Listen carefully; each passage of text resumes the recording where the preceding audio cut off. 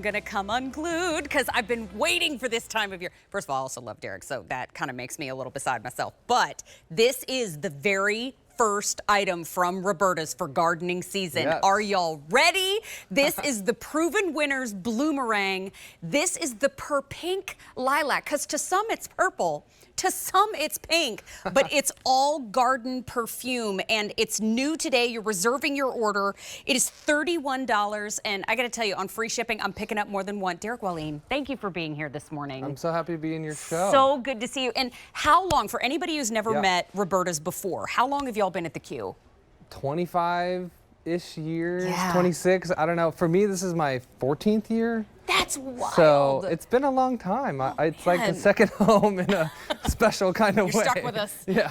You know what, but proven winners and Bloomerang, I was looking up the most popular varieties of lilac, and Bloomerang popped up first. It is, for a number of reasons. First and foremost, lilacs, they are the perfume of the garden, as you said earlier when we were talking.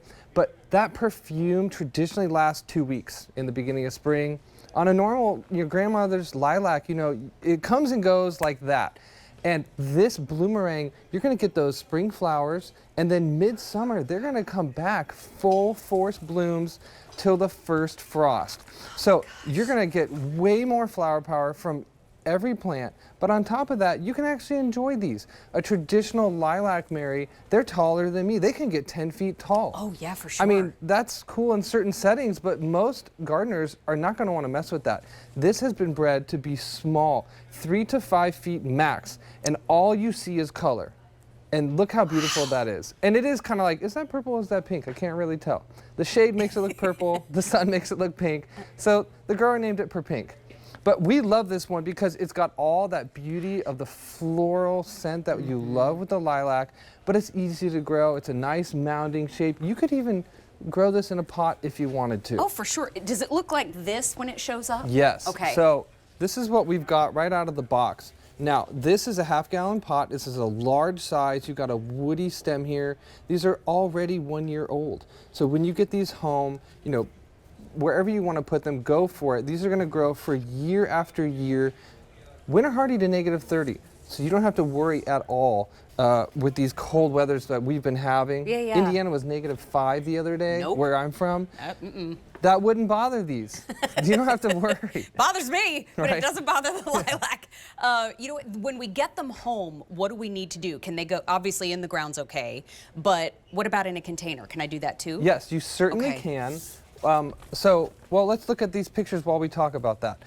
So when you get this home, you're going to put it in a spot that has sun. They do like, you know, full sun. The more sun, the better.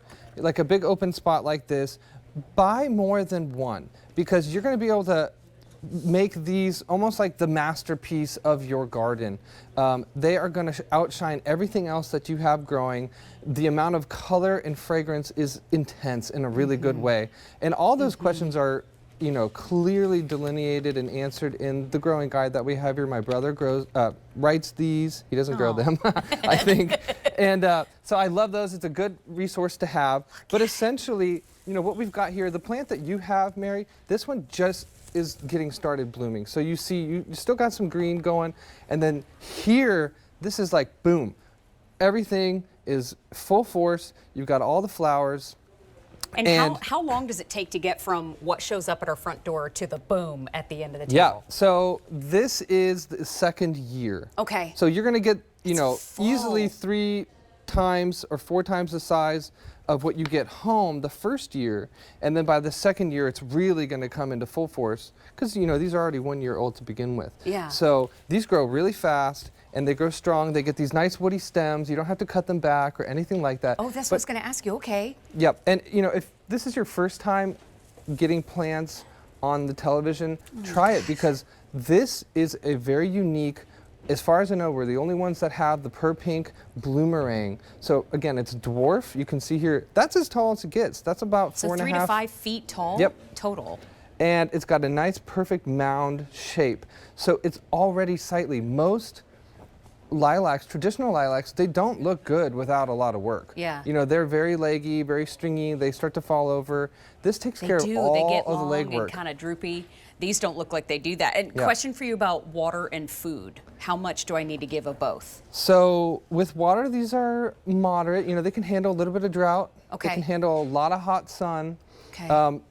Normally, I'm going to go out there and water once to twice a week in the max hot of summer for the first year. Second, and every year after that, I'm probably not going to water them at all. Okay. Because they're going to be so well rooted, they're not going to need water. Okay. And with fertilizing, I mean, that's at your discretion.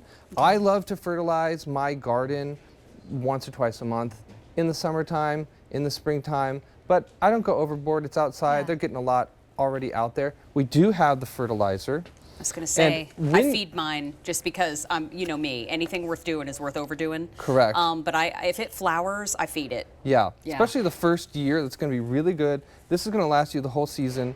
And when you're out there fertilizing, cut some flowers, bring them inside. These make awesome cuts. Oh, can you imagine? What if it filled the room with the lilac scent? Oh, it'd be so magical. I think I told you one time about how we had a family vacation a few years back to the south of France, and I met a lavender farmer, and I followed him around the entire day. That's not annoying. And imagine, fast forward to our own neighborhood. One of my neighbors has this huge lilac tree, but it is rather sparse where the blooms pop out. He came out one time and I was in the tree. I was just in there, just face down like Winnie the Pooh and Honey, just so happy to have that scent because it's uplifting, it's fragrant, but it's not too much. And there's something about natural scent that is so positive and so happy. And so he laughed, thankfully. But you can grow this on your own property. And even if you don't own a home, grow it in a container on your porch. Yeah. You know, these are the harbingers of spring. These are one of the first flowers to come out when school would end when we were kids. But now you're going to have these flowers not only in that springtime, but also midsummer to the first frost. You're going to have months of lilac, and people are going to look at your garden and be like, what is going on here? Right. Where can I get this? And you're like, sorry, QVC. Well, and you got a preview on it too, because this is tomorrow, our Love Your Home and Garden event kicks off. Yes. So here's the deal. If you want to order it, you want to reserve your order, get it in this show, M95117. It is on 3 easy payments at 1033. Derek Walling, thank you so much. Thank you. Thank you, thank you. Hey, everybody, just a little heads up coming up in about 12 minutes.